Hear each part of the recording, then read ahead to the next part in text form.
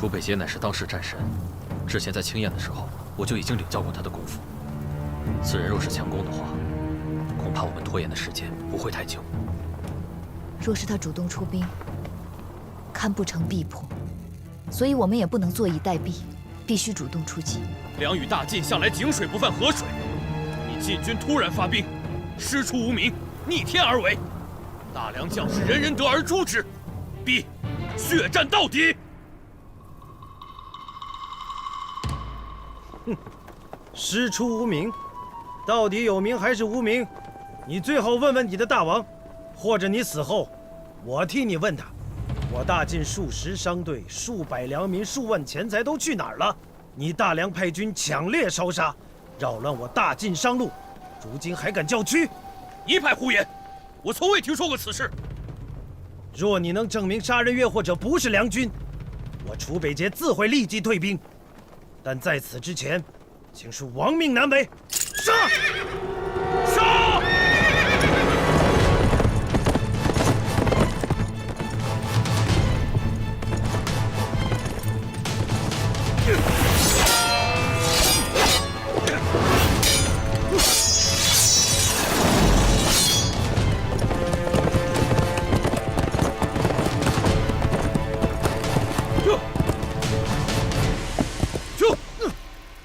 这块地方，上将军可熟悉这里的地形？百里茂林，正是。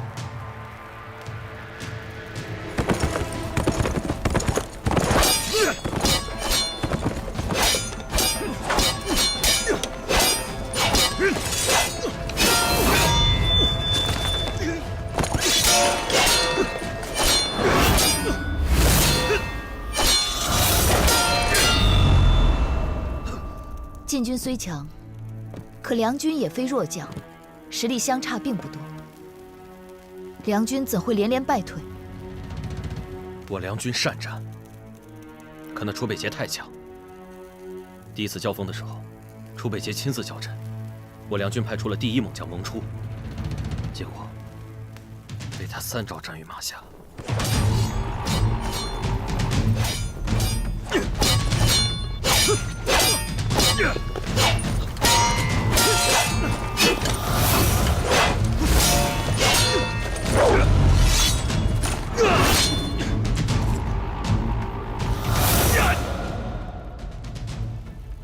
若是上将军出战，结果会是如何？10招之内，尚可抵挡。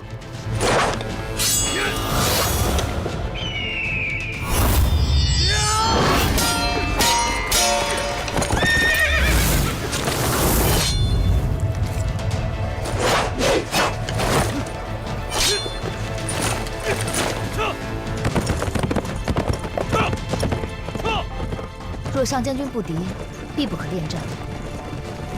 楚北杰见你撤军，必会乘胜追击，而他不熟悉附近的地形。我们的目的地，则是百里茂林。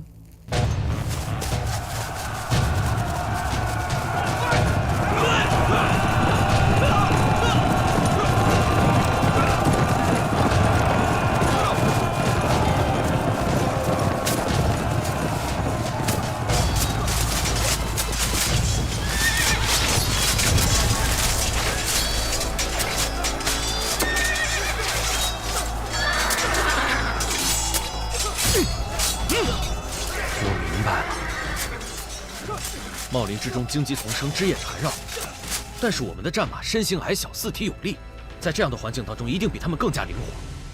如果能够控开堪布前面的空地，把他们引入茂林之中，利用地形的优势声东击西，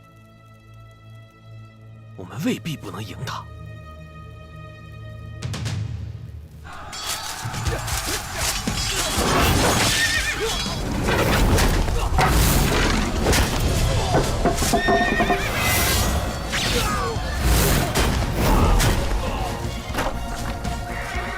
撤退！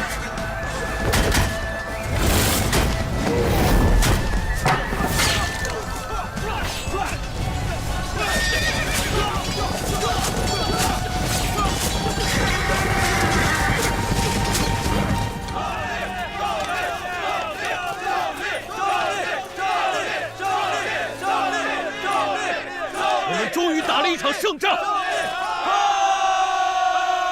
哎，大家不要松懈，咱们还要再接再厉。今天虽然只是一场小小的胜利，但是事实证明，楚北捷并不是战无不胜的神，咱们可以打败他，并且已经打败他了。今后，不管是谁，若敢犯我大梁，咱们一定要携起手来，把他们给赶出去！赶出去！赶出去！赶出去！赶出去！赶出去！赶出去！赶出去！赶出去！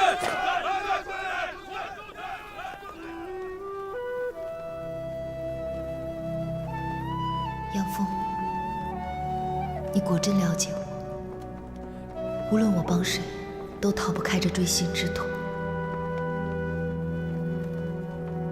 但也许，这就是我的宿命吧。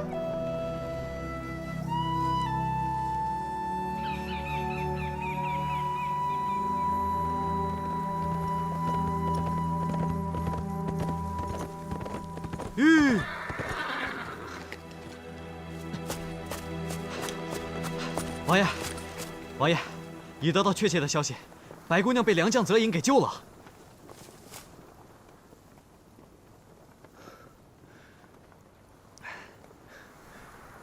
天可怜见，娉婷没死，太好了。可是，听梁军里面相传，现在军中有一名神秘的女主帅。如果默然没有猜错的话，这名神秘的女主帅应该就是白姑娘。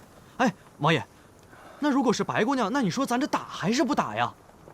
今日一战实在不像是泽隐的手笔，接下来的仗就变得有意思多了。嗨，这有什么意思啊？百里茂林让我们的士兵吃了亏，但偶然也让我发现了一件好东西。啊？这不就是半截树枝吗？这叫三花树，百里茂林里到处都是。可娉婷只用它来缠住我们的战马，看来他还不知道这种树有更厉害的地方。有句话叫以彼之道还施彼身，唯有用它还颜色。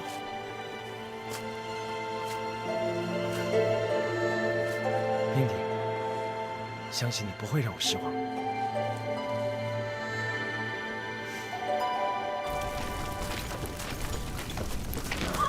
如今我们虽占先机，但这棋盘上已经没有多余的棋可以走。可是这场胜利对我们来说至关重要。如今将士们的士气都被提起来了，大家都非常有信心。虽说不一定能胜，但接下来楚北捷的日子不会好过。对了，有一件事情我想问白姑娘。何事？你可知道晋军为何会突然对我大梁出兵？为何？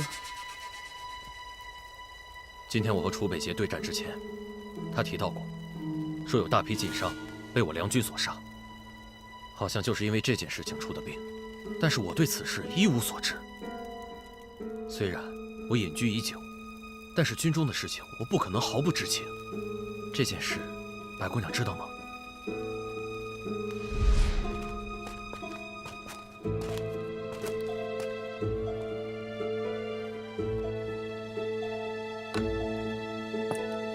没有钥匙，你怎么打得开？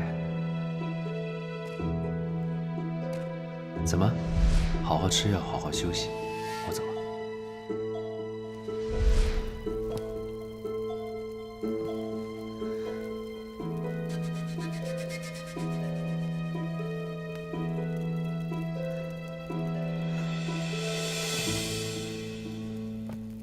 不曾听说。此事我会派人查个清楚。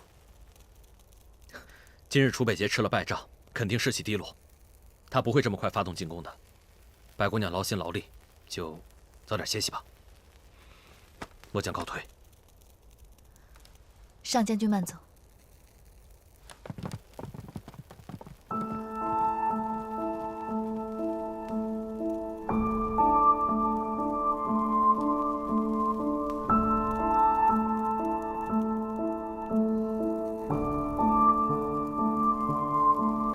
白姑娘，晋军就在东南方向50里外扎营。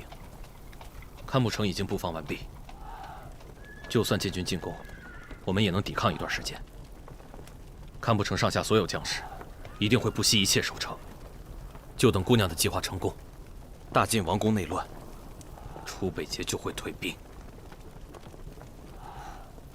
但已经2天了，晋军那边毫无动静，现在连我也猜不到，他下一步会走什么样的棋。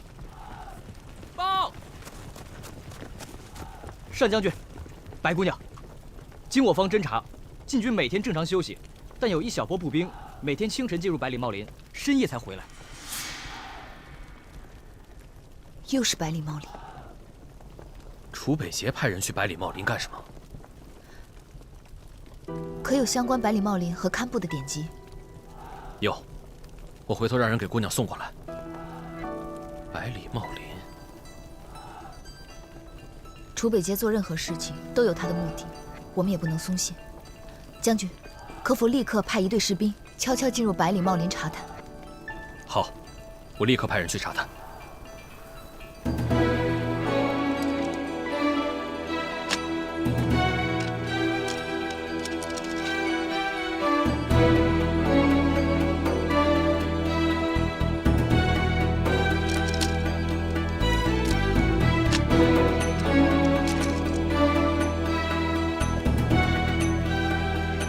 站住！怎么还有这么多书啊？这些书都是姑娘要的。放那边吧。哦。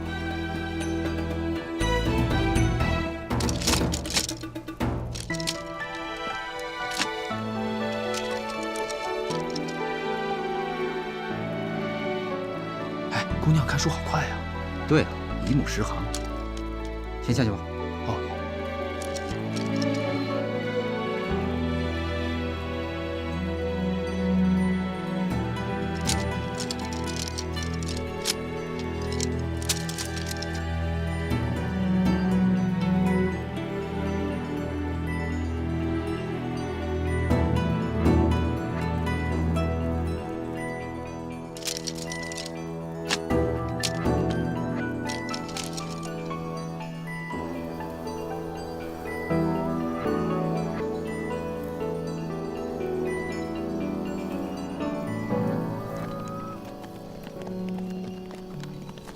千万不能马虎，一定要做好布防。好，将军，白姑娘起了吗？白姑娘一夜未眠。什么？一夜未眠？我真担心白姑娘的身子挺不住啊。找到了，找到了！我知道了，是毒蜂。毒蜂？上将军，请看，这典籍中早有记载，百里茂林中有一种特殊的毒蜂。它毒性奇强，可以夺人性命。之所以生活在百里茂林，是因为百里茂林里有他最喜欢的三花树。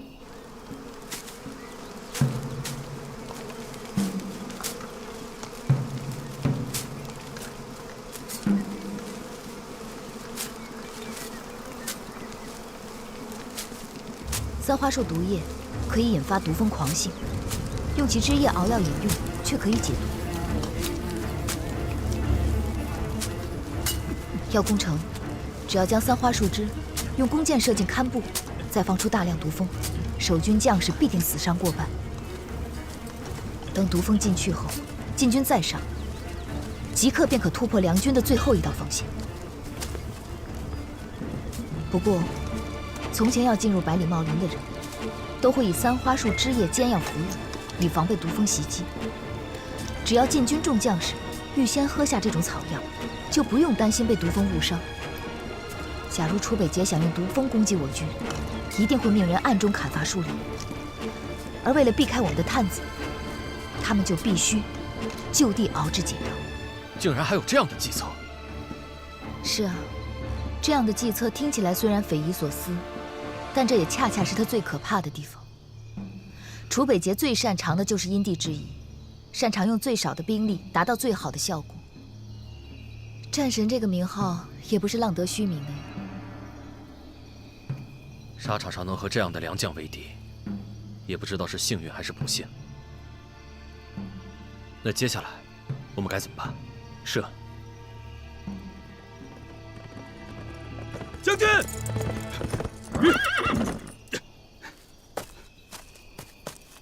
启禀上将军，末将已经查过了百里茂林，发现禁军在里面砍桑花树枝熬药，他们保留了树林的外貌，从外面看是完全看不出来的。被砍的树枝已经干了，怕是前几天已经开始了。果然如姑娘所料。传令，把百里茂林剩下的桑花树全给我砍回来。是。不必了。熬制桑花树枝只需要1天半的时间。若是他们从前天就开始砍树的话，恐怕早已经完工了。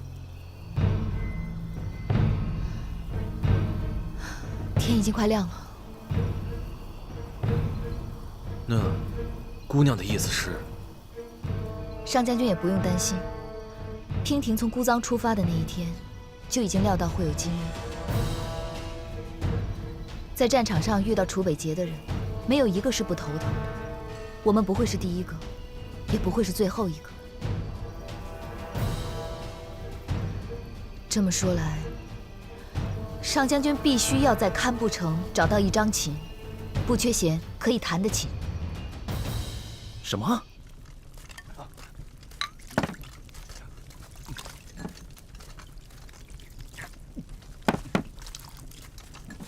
每个人都喝啊！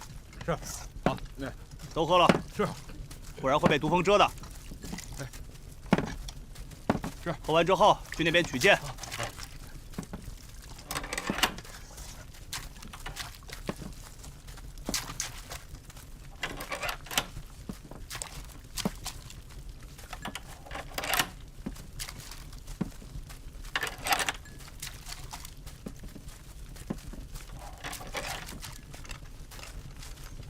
我带上啊！来，你的。好，记住了啊！一定要听号令使用，明白吗？记住了啊！加一个，来，快！给我一个，快拿好，带上。好，这个给。好，拿着。给。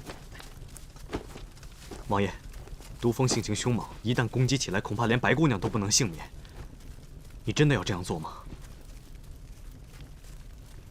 把剩下的解药都带上吧。不过我想应该用不上。昨夜梁军的探子入林侦查，说明他已经猜到了我的计策。只要他能猜出来，就一定能阻挡。既然他敢来堪布城，娉婷不会让我失望。王爷，时辰已到。我已经很久没有像现在这样热血沸腾，满心期待。今天一定是特别的一天。堪布攻城一役，即将成为我永生难忘的一役。我志在必得。出发！是。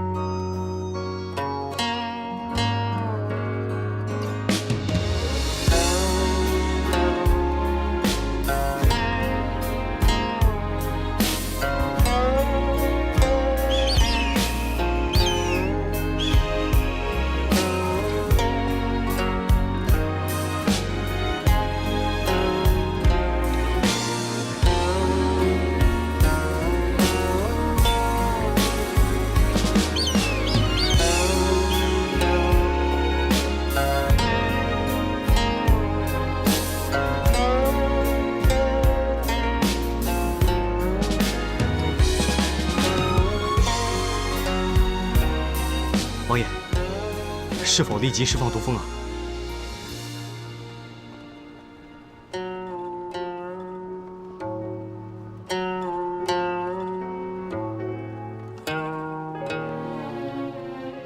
暂缓。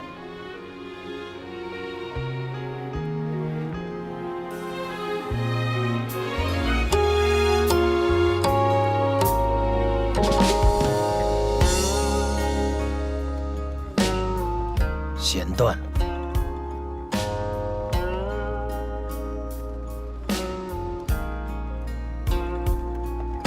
王爷，这是第2根了。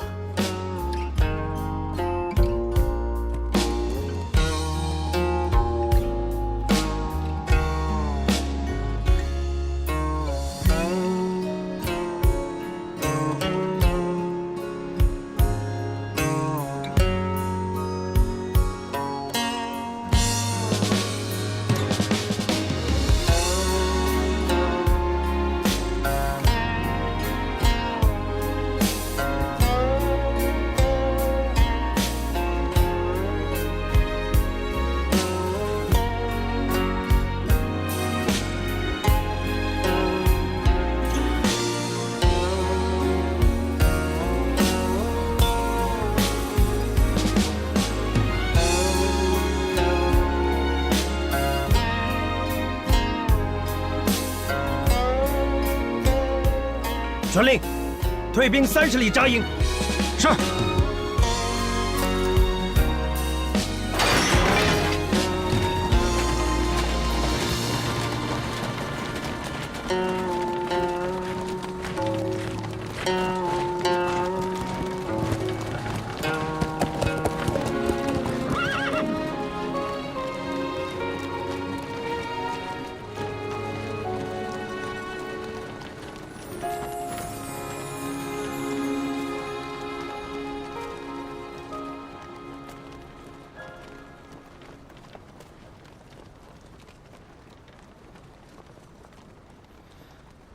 这就是你的御敌良策吗？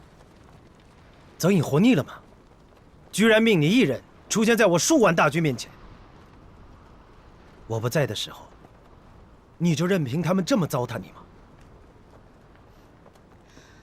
王爷，娉婷才是这一场仗的主帅，和泽隐将军没有任何的关系，又何来糟蹋一说呢？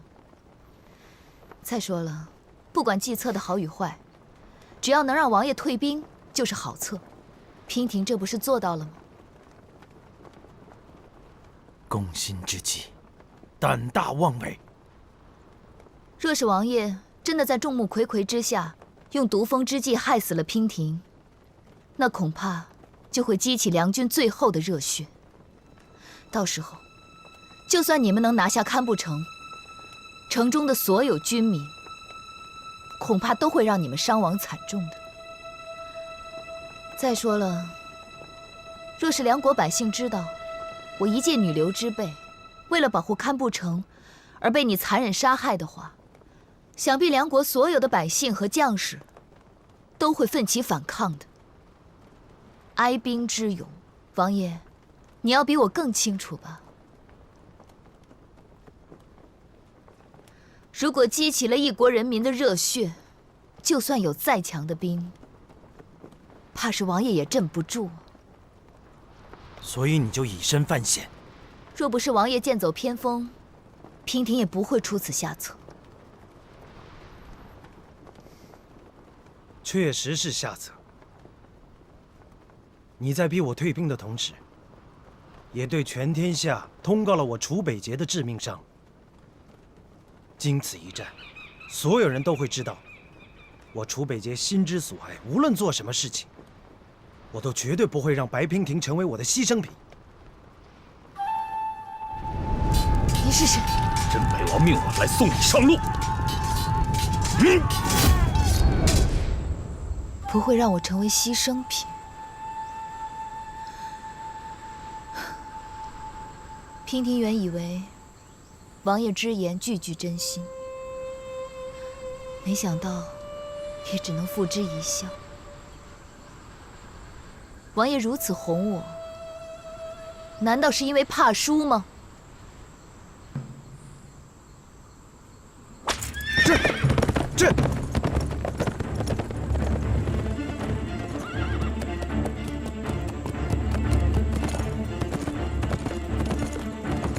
本王问你，晋梁大战与你何干？为什么要帮大梁人？大梁并没有去截杀大晋的商队，没有。没有。看来你已经知道谁是这场战争的幕后推手。若是大晋主公无心侵占，又有谁能推得动呢？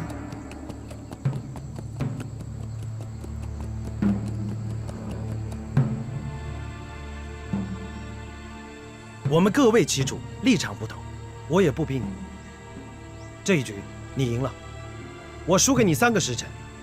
下一次，我一定会来亲手生擒你。娉婷一定会竭尽全力，不让王爷失望的。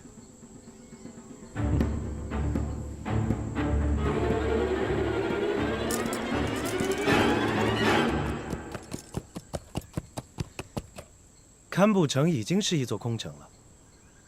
而梁军也转移到百里茂林。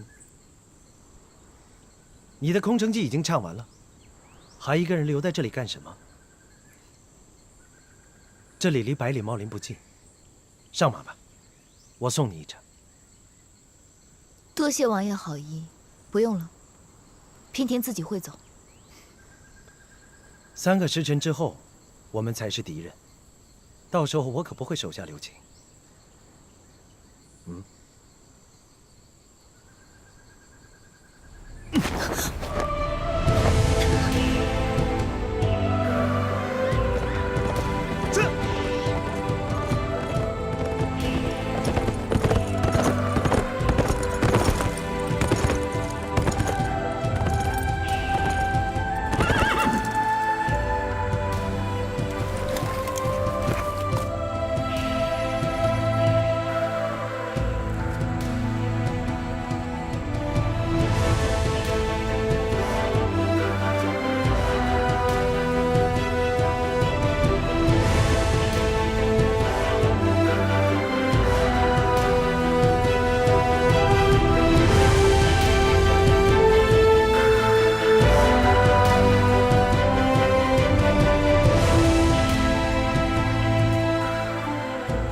去吧，就送你到这儿了。我不跟泽英打招呼了，反正很快就能见面。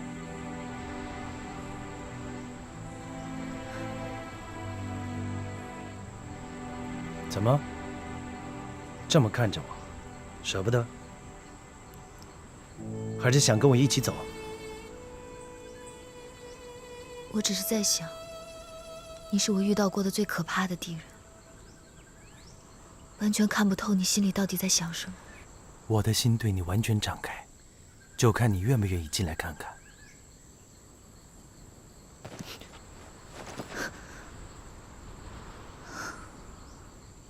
你看，你都不愿意来看，却抱怨看不透我心里在想什么。两军对垒，你我是双方主帅，还请王爷不要再胡言乱语了。我对你说的每一句话都是真的。你好自为之吧。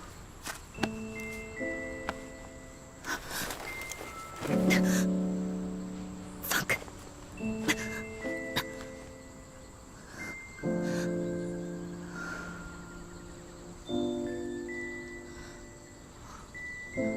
楚北杰，你救了我这么多次，我欠你的太多了。若是这一战，你真的因我而死，我一定会随你一起去，把这条命赔给你。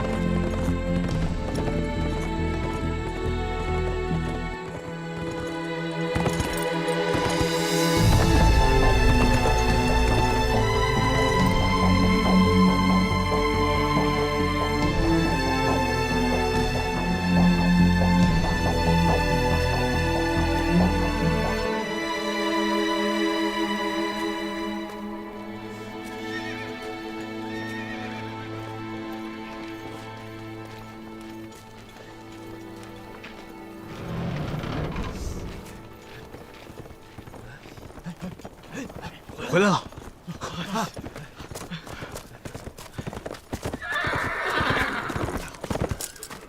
王爷，你可算是回来了。刚才白姑娘那招真是太险了。假如王爷出手，岂不给世人留下用毒物加害手无寸铁女子的印象吗？王爷一代名将，光明磊落，一旦蒙羞，那岂不是严重打击了我军上上下下如虹的气势吗？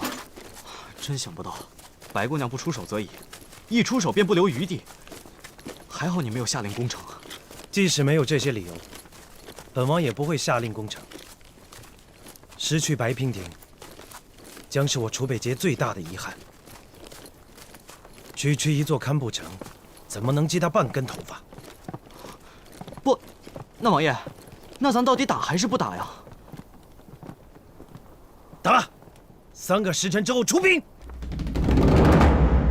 不对啊，王爷，即使不用毒蜂，只要白姑娘孤身站在城楼上，我们便发动不了进攻。仅仅是射在城楼上的乱箭，也能置她于死地啊！谁说我们要攻城了？啊？不攻城了？命所有士兵备足粮草饮水。我们要进入百里茂林。百里茂林？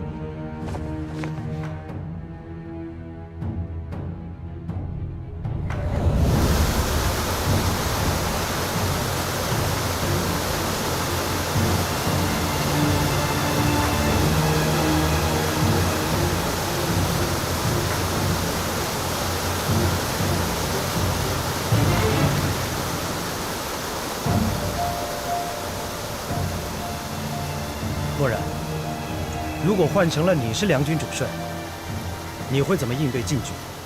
王爷，行军打仗在外扎营，向来都选择靠近河流小溪的地方。为了方便士兵战马取水饮用，会抢先站稳水源，在水中下毒，让敌军失去战斗力。之后再利用山林掩护，分拨游击，阻止我军上山。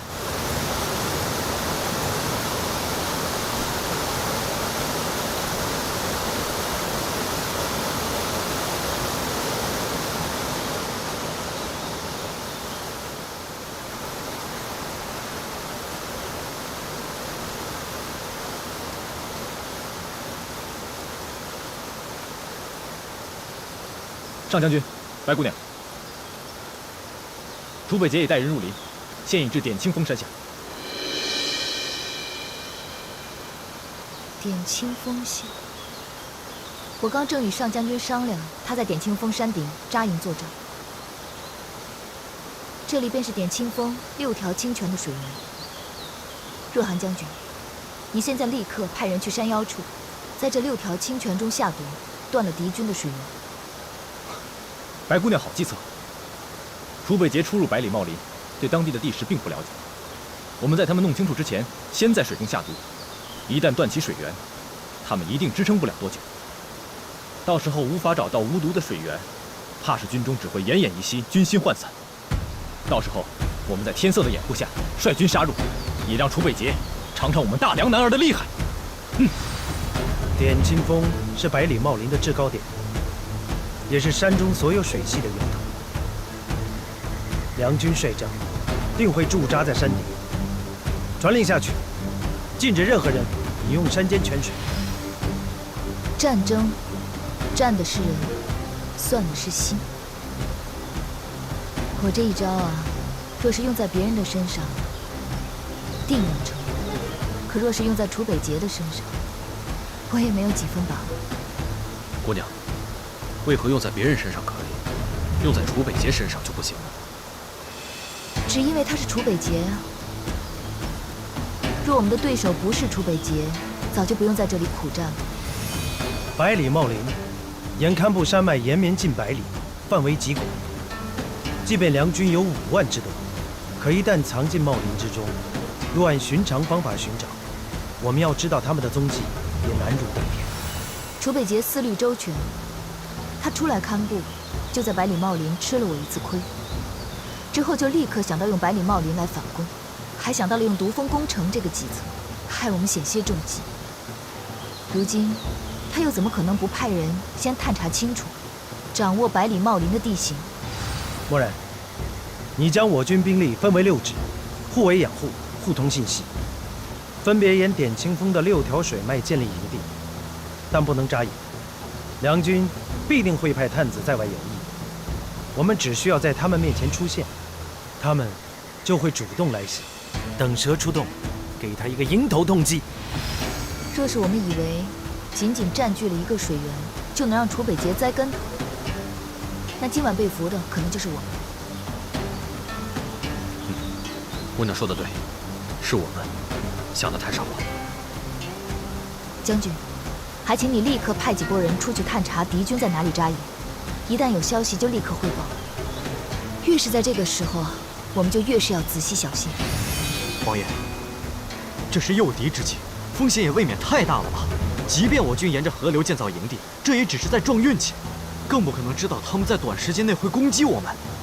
王爷，此计最适合与敌军周旋，但是我们的粮草和饮水都很有限，一旦耗尽，岂不是正中敌人的下怀吗？王爷，为什么不速战速决？如果能不战而速决，岂不更好？不战速决？除此之外，我军还应该派出小股的队伍，在山林里四处散开，去搜索敌军的踪迹。一旦发现敌营，就从四面八方开始骚扰，这样也可以模糊敌军的视线，让他们不知道我们到底在哪里扎营。在骚扰之下，也可以让敌军分身乏术，以拖延时间。我们已经切断了敌军的水源，再加上这样的拖延战术，此战便已胜了大半。若寒明白。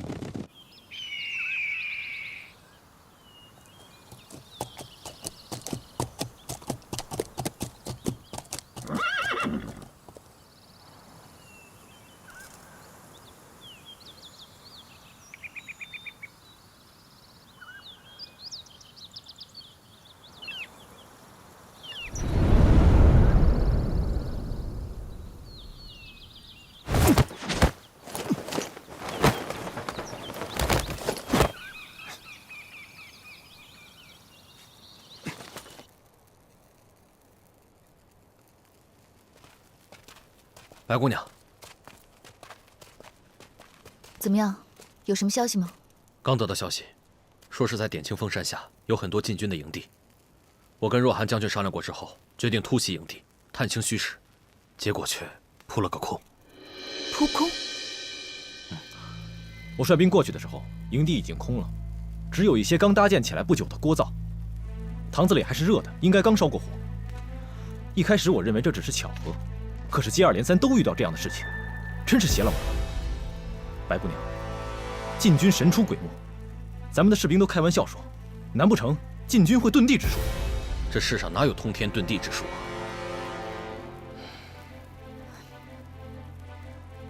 不对。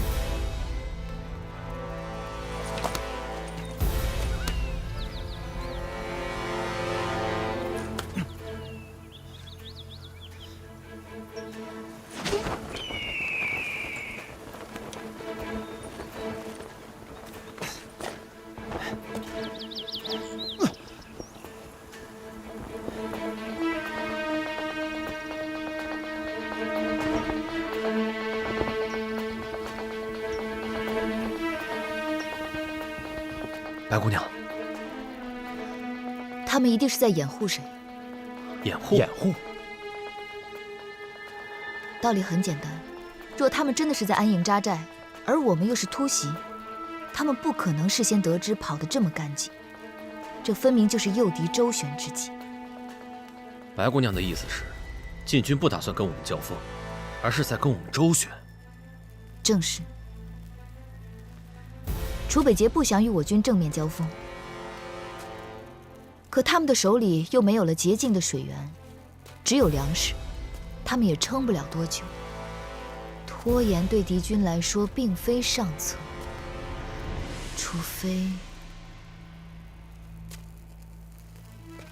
非他们是在声东击西，吸引我们的注意力。他们到底是在掩护谁呢？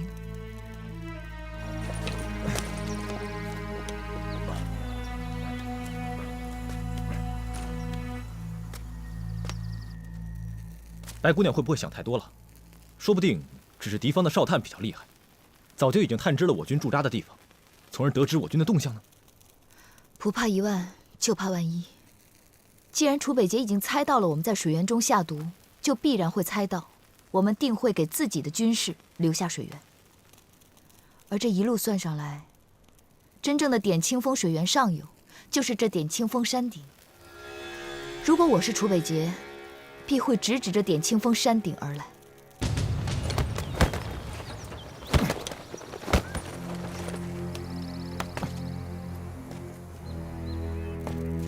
可点清风的半山腰早已埋伏着我们的人，若楚北捷带人上山，立刻会被发现，又何来掩护之说？上将军，这点清风除了我们的步兵之处，还有没有别的路可以上山顶？有，云崖索道。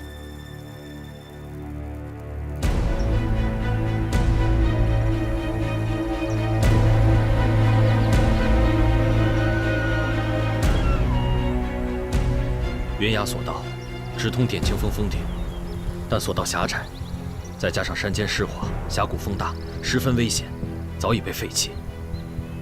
如今只是猿猴蚁兽的捷径，要想过军队，是万万不可能的。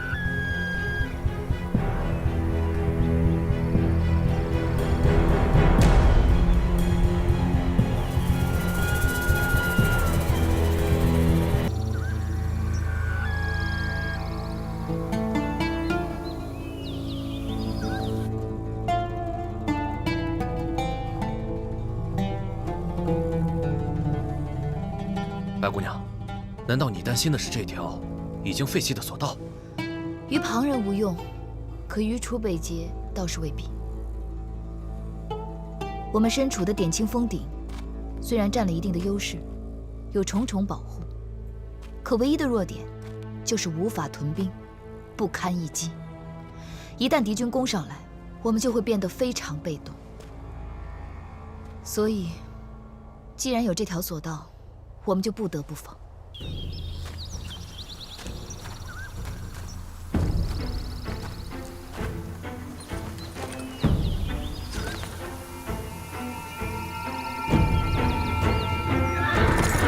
撤！撤！撤！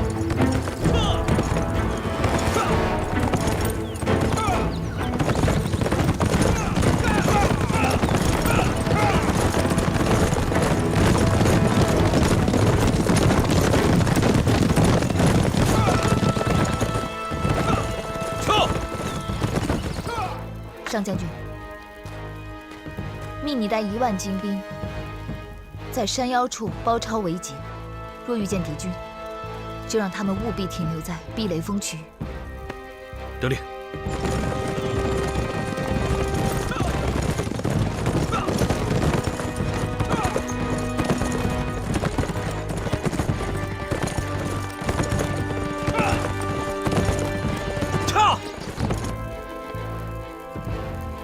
若寒将军，末将在。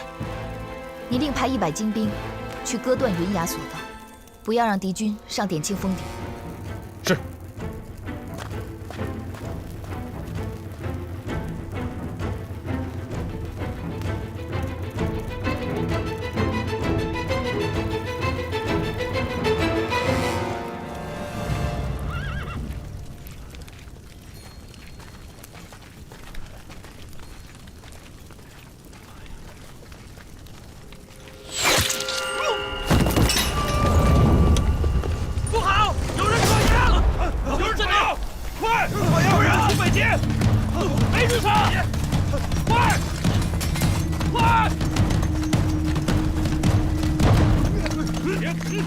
白娉婷，白娉婷，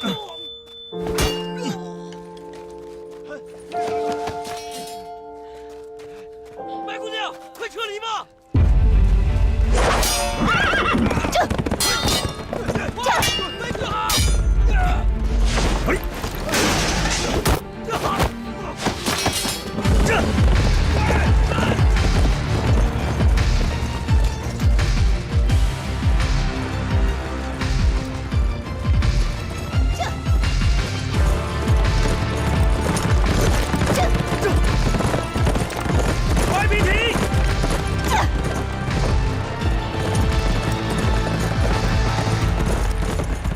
快兵停！前面是深渊，你若跳崖，禁烟的5年契约立即失效，不管是粮是烟，将被我夷为平地。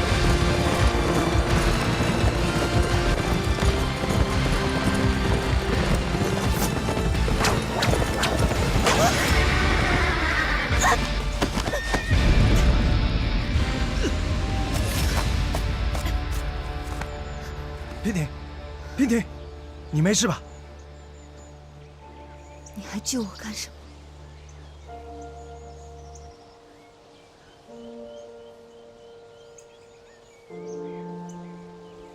我跟你说过多少次了，你的命是我的，谁允许你这么做？你不是想我死吗？啊？娉婷知道，娉婷一再为难王爷，能活到今日，已是王爷的恩典。王爷当日派人来杀我，为何今日当面又惺惺作态，不允我了断了自己？我何曾派人杀过你？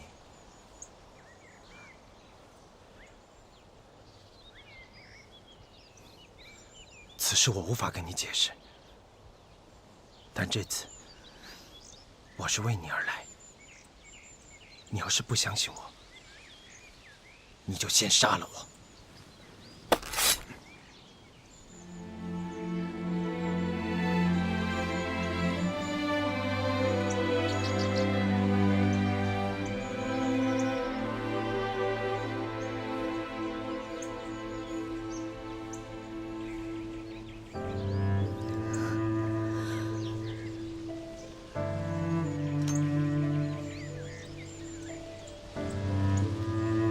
我相信，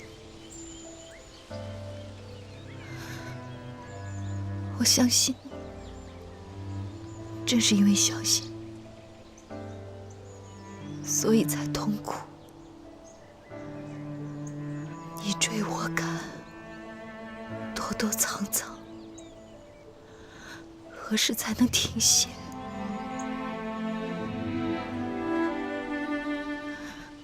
王爷。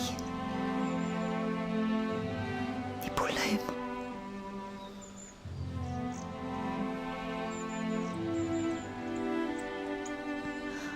我终于把我要说的话都说出来了。娉婷累了，娉婷真的好累。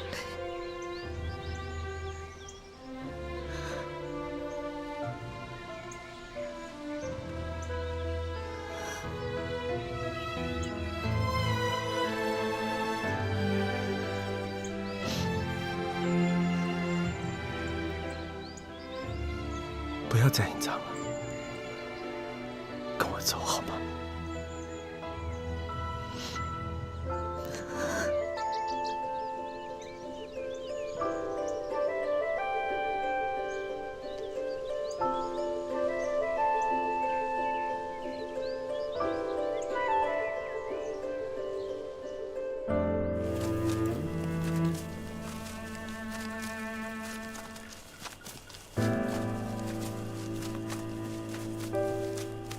摔的地方还疼吗？怎么，还在生气？胜负乃兵家常事，输给我，也没有什么不好意思的。我能问问你军中之事吗？问吧。你打算如何处置泽隐将军？他是我的朋友。我有说过要处置他吗？我若是要处置他，我怎么孤身一人独闯云崖索道？我早就知道你们会在水中下毒，全军发动突击，我才偷偷的来取你的营帐。所以你做的这一切，都是为了避免杀戮。你不也是？以一人之力护一城之人，天下怕再也找不到一个女子能有你这般胆识，我这命真是……你的命怎么了？太好了。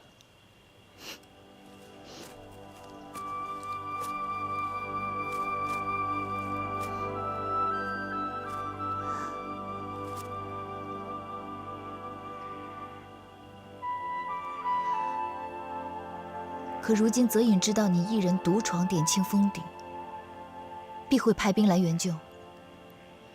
想必此间，这山林尽是良兵。王爷，找地方避一避吧。你是在关心我？谁要关心你啊？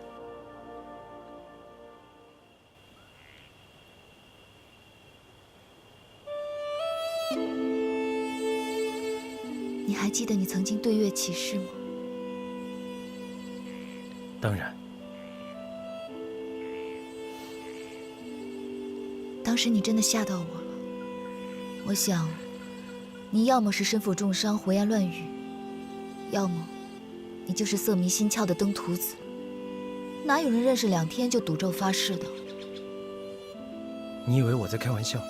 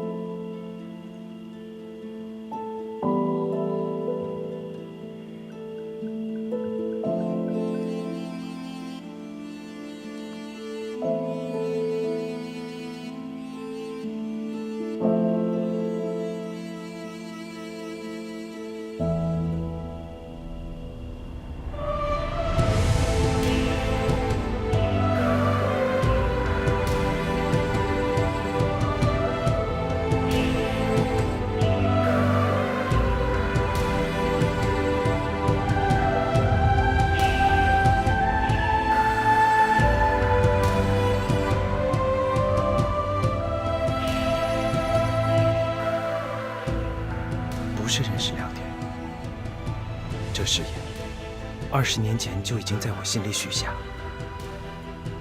这20年里，楚北界从没忘记过。你看着我的眼睛，白娉婷，我楚北界今生只爱你一人，不离不弃，生死相随，月下盟誓，永不相负。娉婷愚昧，直到以为这一生再也见不到你，才知道自己错过了什么。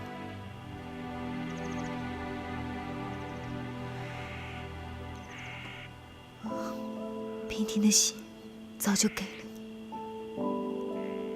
我伤了你那么多次，你却不离不弃。如今我又怎敢辜负？剩下的愧疚，娉婷定用余生回报。月下盟誓，永不相负。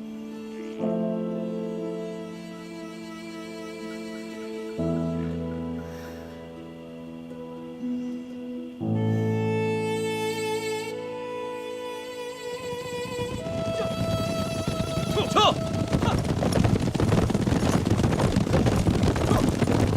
跳！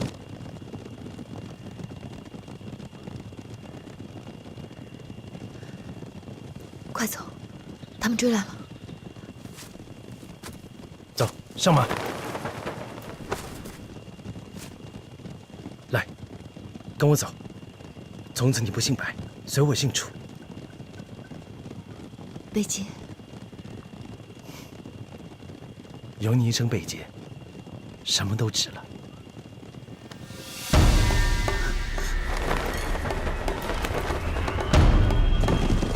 张将军，楚北界把白姑娘劫走了。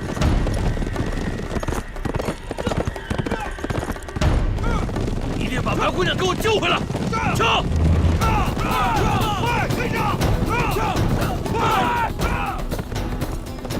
糟了，他们快追上来了。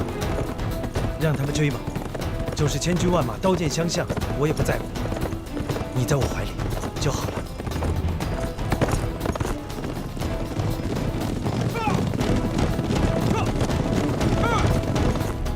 可是他们这样穷追不舍，定是以为你劫持了我。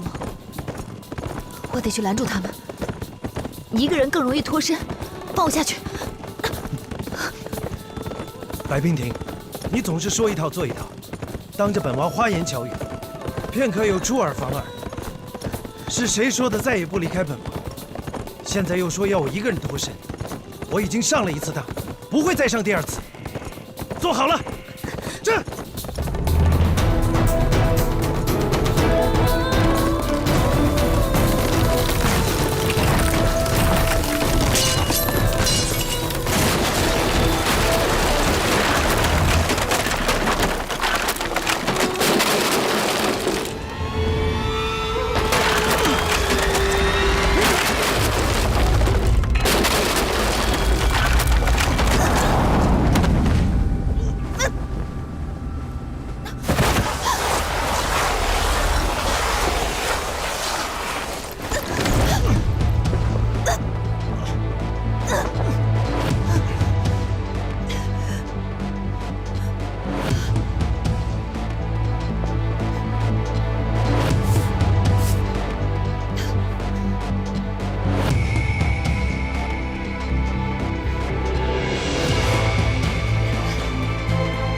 姐，快放开我！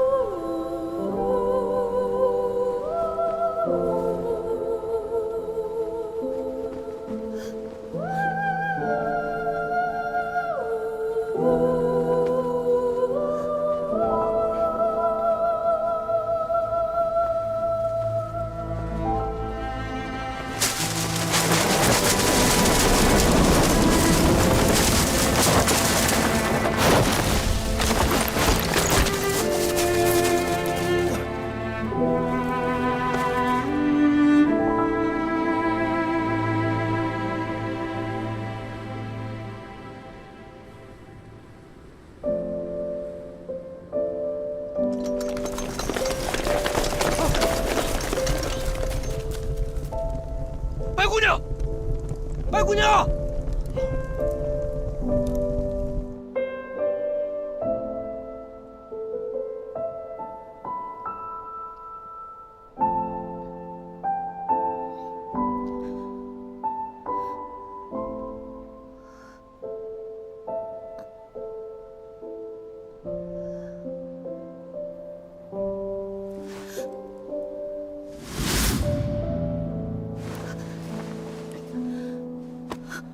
贝姐，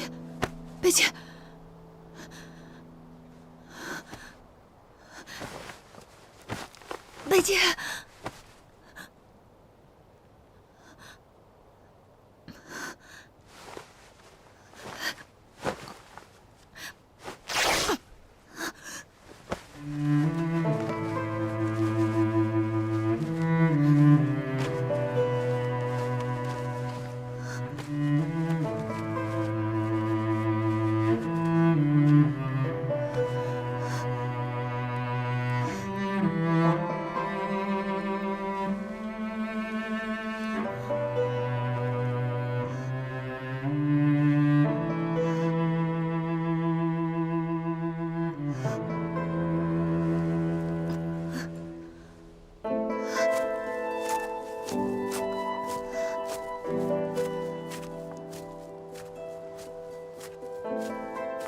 白姑娘，白姑娘！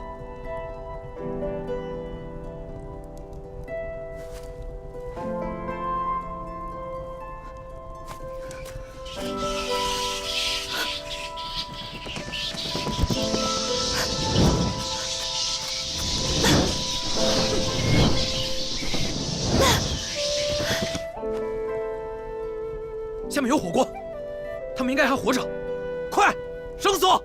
是。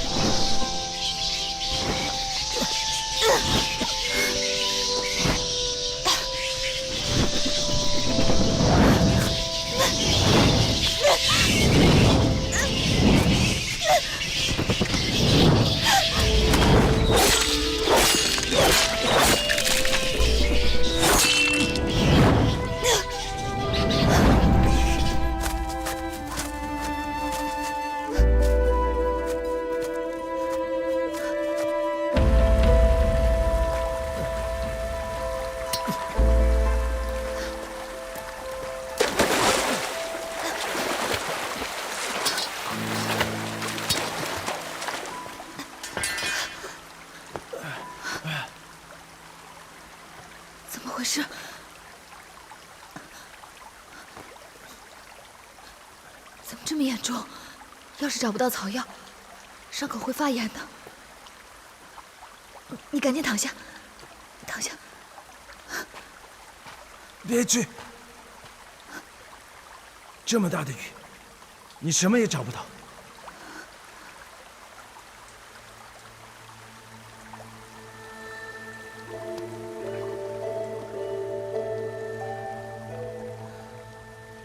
我死不了，没事。可是，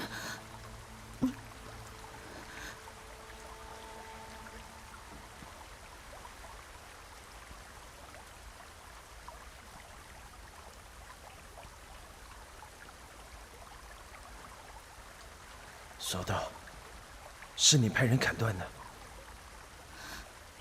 是我，我命人砍断索道，为了防止你攻上大营。可我没想到你速度这么快，我的人都还没有到，你就已经上了点清峰顶。阴差阳错。原来你为了跟我跟不到，你还是要取我的性命。好了，好。我没有，你要相信我，我没有。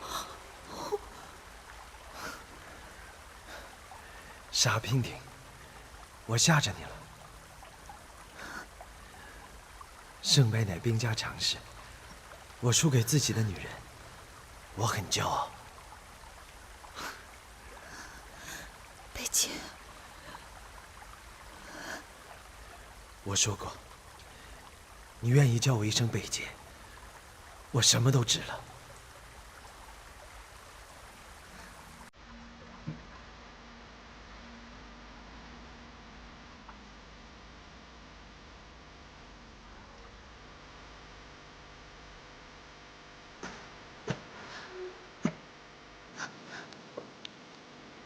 你烧得好厉害，你真的很美。你快躺下吧。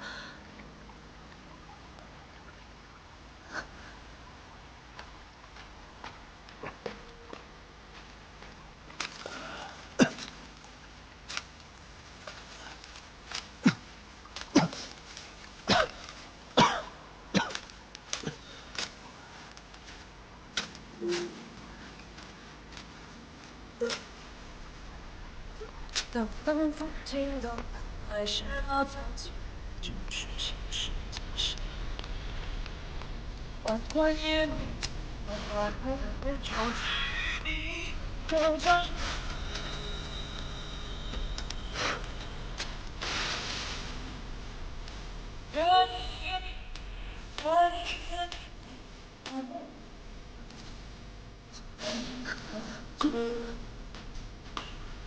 贝姐，贝姐，贝姐，贝姐。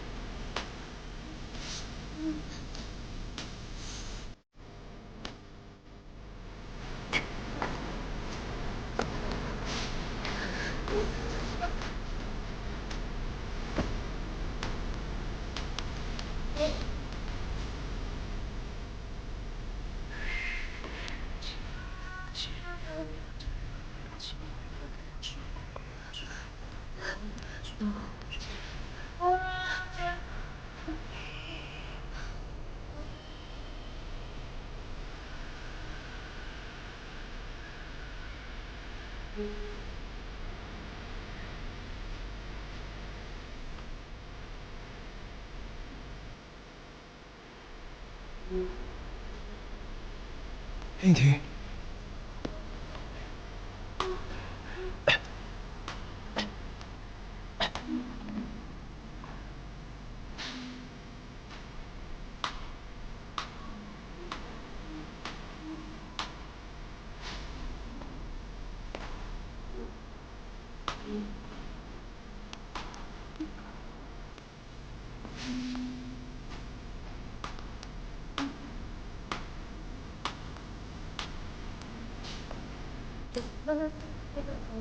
还知道都是是伤。缓缓夜雨，缓缓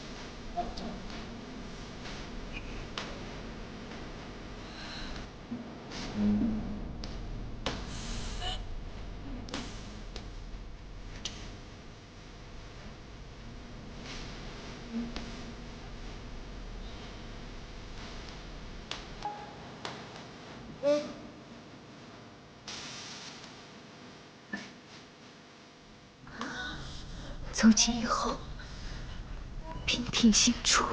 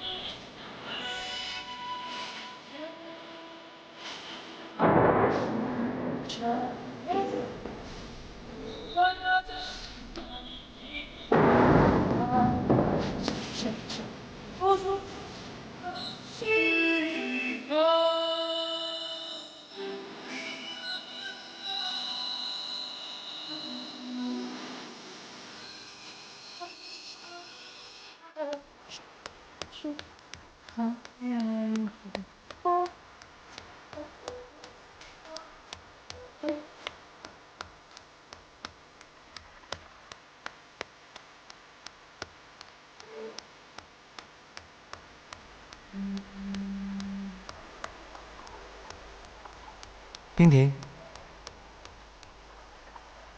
干嘛？让我看看你。你的衣服早都干了，赶紧穿上吧。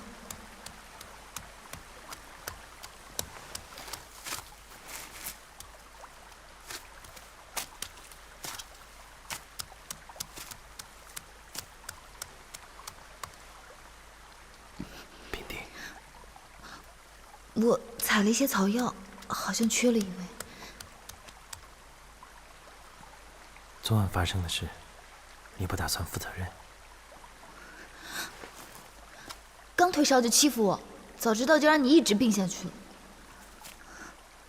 若病着便由你照顾，我倒希望可以一直病着，一直让你照顾。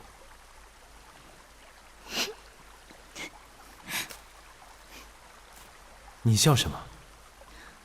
我向你堂堂镇北王，居然甘心情愿当一只病猫。若你一直病着，就用不着我这个江湖郎中了，倒是应该找霍神医给你下一剂猛药。不管什么药，药引子只有一味。我。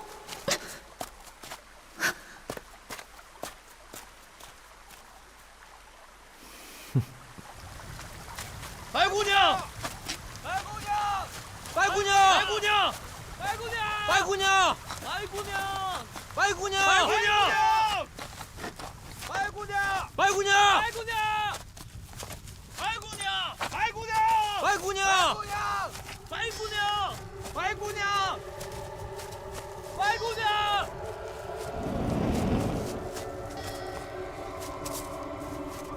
上进去！这有很多蝙蝠尸体，还有大火烧过的痕迹，想必就是我们在悬崖上看到的火光。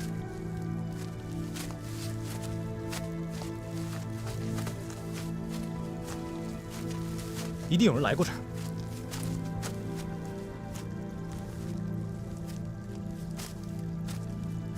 这些枯木堆也不像是自然形成的，是人为堆起来的。白姑娘本应该坠落在此，但现在人却没了。白姑娘一定还活着，可能在这里遇到了蝙蝠，所以就放火烧死了他们。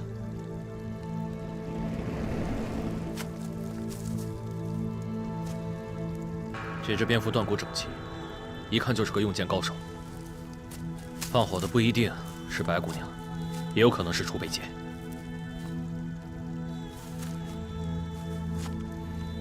不管怎么说，他们两个人应该都还活着。兄弟们，打起精神，咱们再仔细的搜一下。是。白姑娘，白姑娘，你在哪儿啊？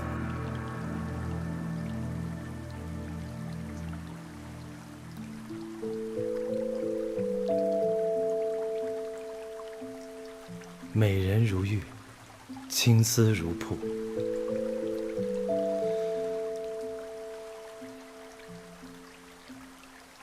以后，每天我都要为你画眉梳头。你一个大将军，成日里不想着带兵打仗，却想着为女人梳头，这要是传出去啊，恐怕大晋上下都要笑你。那时候，估计他们都要指着我的鼻子说我是一个蛊惑人心的妖女了。你就是妖女，迷得我神魂颠倒，日思夜想。你告诉我，你到底下了什么蛊？可不可以给我再下一回？行，那我得先变成妖女才行。狡猾的家伙，贫嘴的家伙。我一直想不通，自从你统领了梁军，一直在行拖延战术，你们在等什么？我在等晋王宫的消息。王宫？放心，不会是什么大事的。王宫会传来什么消息？你要记住，不管王宫传来什么消息，到最后只是一场误会。回去你就知道了。娉婷不会伤害你，也不会伤害与你有关系的任何人。王爷，回去吧，回去看看我真实的心意。有一点我很清楚，我想要跟你在一起，我就不能是大晋的镇北王，你也不能是晋安王府的白娉婷。接下来的每一步，都要好好考虑。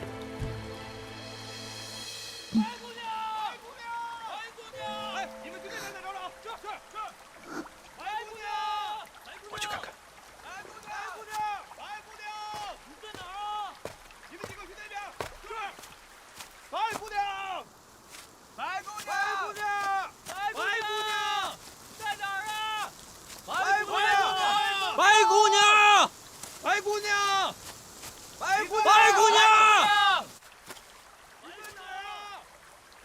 是梁军，怕是让他们找到你，连我也护不住你。我先迎出去，他们找到我之后，应该不会继续大范围搜索。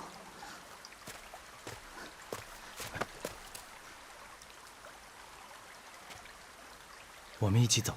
你放心，我会尽快摆脱他们，然后去大晋找你。我不能让你再从我身边离开，一刻也不行。泽隐他们是我的朋友，我不想再有任何人流血牺牲了。我很安全，不会出事的。我会马上去找你。是若寒吗？我在这儿。你相信我，我绝不食言。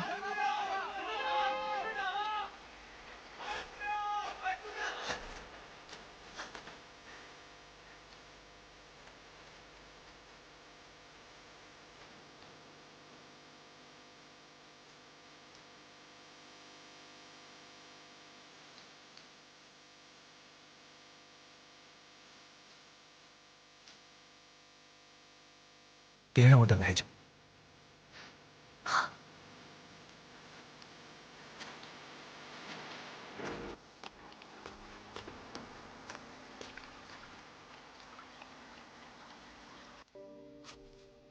白姑娘，若寒将军，白姑娘，走！白姑娘，快！白姑娘，若寒将军，白姑娘，真的是你啊！你没事吧？我没事，虽然从索道上摔了下来，还好这崖底有很多枯枝腐叶，才不至于伤及筋骨。只是在下面遇到了一些吸血蝙蝠，我身上也带了一些打火石，才逃过了一劫。白姑娘没有大碍就好，从那么高的地方摔下来都没有事，白姑娘真是老天爷保佑，吉人自有天相啊！那就借若寒将军吉言了。上将军呢？啊，末将与上将军分头寻找，只怕这会儿上将军还在山上寻找。啊，那赶紧派人去禀报上将军吧，别让他等太久了。我们按原路返回，赶紧回军营。是。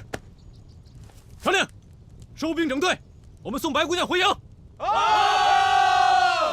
了！回营了！白姑娘！回营！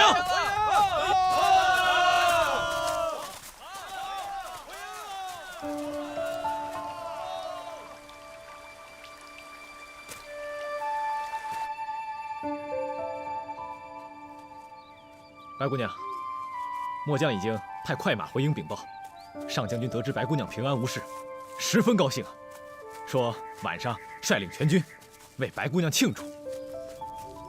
上将军有心了，不必如此费心。哎，怎么会呢？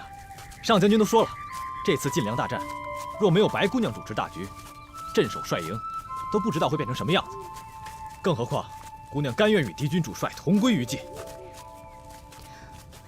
同归于尽？啊，呸！你看我这张笨嘴，姑娘这不是好好的吗？末将的意思是，姑娘果敢刚强，能及常人所不能及，就连我们这些男子汉，都自愧不如。为姑娘庆功，那是理所应当。再说军中的将领仰慕您已久，大伙儿高兴还来不及呢。热汗将军过奖了，姑娘当得起如此赞誉。只可惜，到底还是我们让姑娘受了委屈。如果末将的速度能够再快一点，姑娘可能就不必受如此大的惊吓，所幸周全无事。热汗将军言重了，两军交战本来就是动一丝则牵全身，要错也是娉婷的错。热汗将军接令之后没有任何的过错，请将军不要把过错都归到自己身上。白姑娘不必替若寒推辞，若寒哪是那种会把错往自己身上揽的人。既然我认错，那一定是错。您交代末将去切断云崖索道，可末将动作还是没有储备节快。在我们做好准备之前，他就已经过了索道，竟让他直入大营，还掳走了姑娘。还是要多谢各位将士齐心协力。白姑娘，我们的人一直没有找到储备节，他与你一起跌落山崖，你可知他的下落？他是不会死的。山下今年累积的枯叶救了我，也同样会救了他。若寒将军也不必再派人去找了，秦军很快就会撤兵的。白姑娘，这话有几成把握？